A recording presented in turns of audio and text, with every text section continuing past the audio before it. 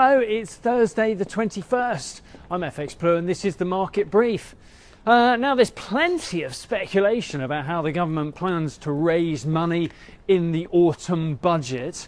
The spotlight and a fair amount of pressure is firmly on Reeves for her second budget, where ripples are still being felt throughout the UK economy from her first one.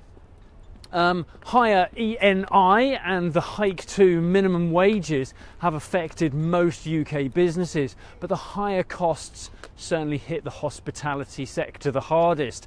And don't forget how the changes to inheritance tax saw farmers protesting in Westminster. That one was far from popular. Reeves is sticking to her pledge, though, that she won't increase income tax, national insurance or VAT for ordinary working people. But that does rather gloss over how her other actions drove the economy close to recession and therefore adversely affected everyone anyway. Get my words out. There is an idea that they're pushing that the good times are just around the corner as monetary and fiscal policy finally start to deliver, but that does rather sound a bit like the Tories claiming that they had a plan and the plan was working as they desperately tried to cling to power in the lead up to the election. Labour, they're only 1 year in and they're banging that drum.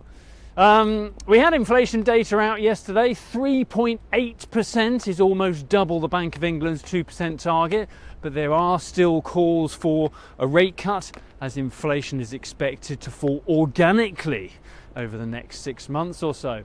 Guess we'll see about that then. Over in the US, non-farm payrolls might be set to shake things up a bit. Where Trump sacked the head of the Bureau of Statistics after the July payrolls report, accusing her of massaging the numbers to make him look bad, the future is certainly uncertain. E.J.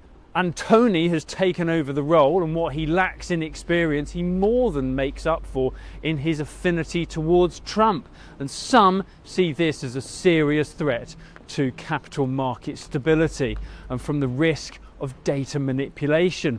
And just imagine if the market loses faith with US economic data. There really is everything to play for in the next sweepstake. If there is a significant rebound and a positive payrolls number, there will be speculation about the validity of the data, and that could trigger something really rather unsavoury. In the market, the dollar reacted fairly well to the Fed minutes. The dollar index rallied to about 98.45, and we kick off this morning around 134.50 against the dollar, 115.50 against the euro, and euro dollar is around 116.40 on the open this morning. And yes, for the eagle-eyed, I think there are two poos for me to pick up this morning, but he's got a bit of an upset stomach. Toodaloo. If you do not have a clue, then just tweet through and ask FxPlew.